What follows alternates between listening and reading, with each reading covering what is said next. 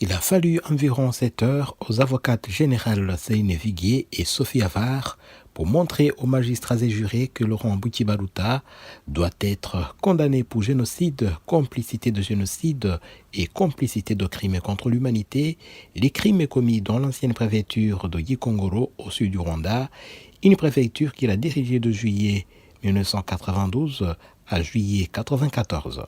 Si Gbouti-Baloutta n'a pas personnellement pris une machette pour tuer, son inaction a rendu possible les tueries des milliers de Tutsis aux églises de Kibeho, Kianika et Kaduha, aux écoles de Marie-Merci à Kibeho et de Murambi, ainsi que sur les barrages routiers érigés ici et là dans la préfecture de Gikongoro, a martelé l'avocate générale Sophie Avar. Pour Maître Gilles Parouel, l'un des 13 avocats qui se sont constitués partie civile dans ce procès, cela devrait amener la Cour à condamner Laurent Gbouti-Baloutta. Sous l'Ancien Régime, il existait une autorité qui était une autorité pyramidale. Il y avait le président de la République, il y avait le gouvernement, et ensuite il y avait immédiatement les préfets, puis ensuite les bourgmestres, puis ensuite les conseillers, puis ensuite... Bon, voilà, ça se faisait de façon tout à fait pyramidale, et dans le cadre des circonscriptions préfectorales, le préfet avait tout pouvoir.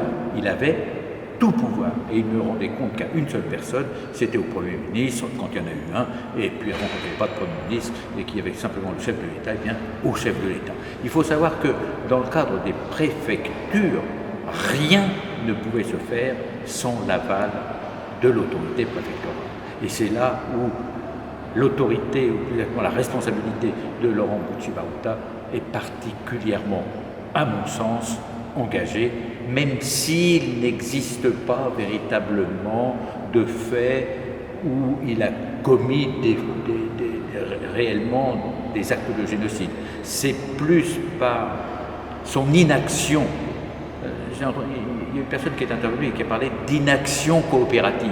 C'est-à-dire que son inaction a fait en sorte que le génocide a pu se perpétrer dans sa circonscription.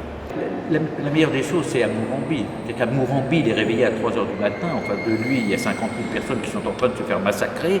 Il ne bouge pas, il entend quand même, il ne dort pas bien quand même. Et le matin, quand il va à la préfecture, il ne va pas s'enquérir de savoir ce qui se passe à Murambi, s'il y a des survivants. Il ne s'intéresse qu'à une seule chose, à faire son courrier. Parce qu'il y a du courrier un petit peu en retard. Et donc, lui, le préfet, il est là pour faire du courrier.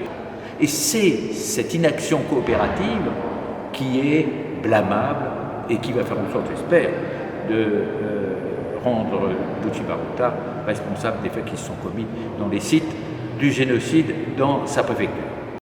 Et ce point de vue est soutenu par Maître Patrick Baudouin, président de la Ligue française des droits de l'homme, qui estime que le comportement de Laurent Gbouti-Baloutta, qui est resté loyal au gouvernement intérimaire jusqu'à sa chute en juillet 1994, prouve qu'il est l'instigateur des massacres de Tutsis à grande échelle dans divers endroits de Gikongoro. Ce qui est intéressant en plus et ce qui est un peu spécifique dans ce procès par rapport au précédent, c'est qu'on est en présence d'un préfet. Et l'un des axes de défense de M. Gbouti-Baloutta, c'est de dire mais moi j'étais pas sur place, j'ai pas directement été à l'origine des actes qui sont incriminés, j'ai fait ce que j'ai pu, et ça c'est très intéressant parce que évidemment c'est une défense contestable. On a connu ça en France, je vais juste citer un exemple avec le procès de Papon. Monsieur Papon qui avait exercé de hautes fonctions sous l'administration de Vichy à l'époque de l'occupation allemande, qui avait été poursuivi donc pour avoir envoyé indirectement ou directement des Juifs en déportation, disait mais moi je suis resté dans mon bureau en quelque sorte et bon, j'avais une marge de manœuvre extrêmement limitée dans un contexte étatique qui m'était imposé. Or ce qu'on lui a opposé, c'est ce qu'on appelle le crime de bureau. C'est-à-dire qu'on n'est pas forcément sur place, on peut être dans son bureau et être très directement à l'origine d'un crime de génocide, d'un crime contre l'humanité. Alors moi, il ne m'appartient pas de juger, ça c'est la Cour qui va le décider, M. Gbouti-Baloutta, mais il m'appartient de dire que la Cour devra se prononcer en fonction de cet éclairage, c'est-à-dire que le génocide qu'a malheureusement connu le peuple rwandais rwandais, génocide principalement contre les Tutsis, ce génocide, il était programmé. Il ne s'est pas déclenché tout d'un coup parce qu'il y a eu l'attentat contre le président Habyarimana. Il était en germe, il était en préparation. Et ce sont des rouages de l'État qui ont permis cette préparation. Et qu'il le veuille ou non, M. Bulsi Bourata, en tout cas, était dans les rouages de l'État. Et ensuite, quand le génocide a eu lieu, a été perpétré, il était toujours dans les rouages de l'État.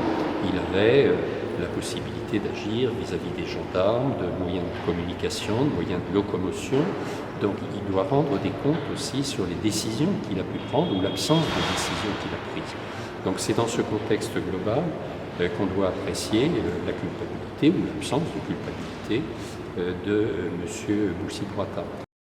Dans les réquisitoires, les avocates générales ont également expliqué que le génocide des Tutsis n'est pas un fait spontané qui résulterait de la colère populaire consécutive à la mort du président Habyarimana, comme l'a indiqué la défense de Bouti Baruta, mais plutôt le couronnement d'un long processus élaboré depuis les années 63 avec les massacres de plus de 20 000 Tutsis à Gikongoro.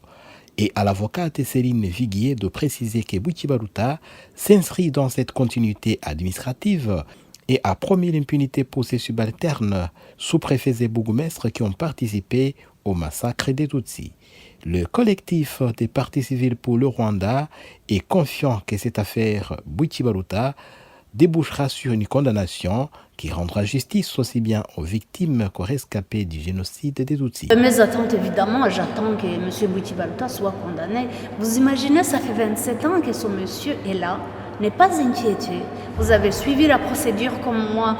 Il y a des bourgmestres qui étaient sous ses ordres, il y a des conseillers, il y a des cadres, il y a des directeurs d'usines, etc. La plupart ont été condamnés, la plupart lourdement, ils ont eu la perpétuité.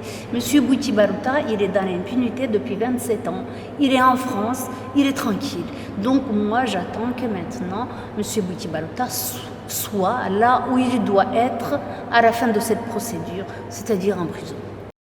Même si Bouti Baruta paraît vieux et maladif, il est toujours intellectuellement actif et habile, raison pour laquelle il doit être condamné pour son rôle dans le génocide des Tutsis en 1994, a conclu l'avocate Sophie Avar. Au calendrier de la Cour, la défense de Bouti Baruta plaidera lundi avant le verdict attendu mardi. Jean-Thomas Senemani depuis la Cour d'assises de Paris pour la TV rwandaise.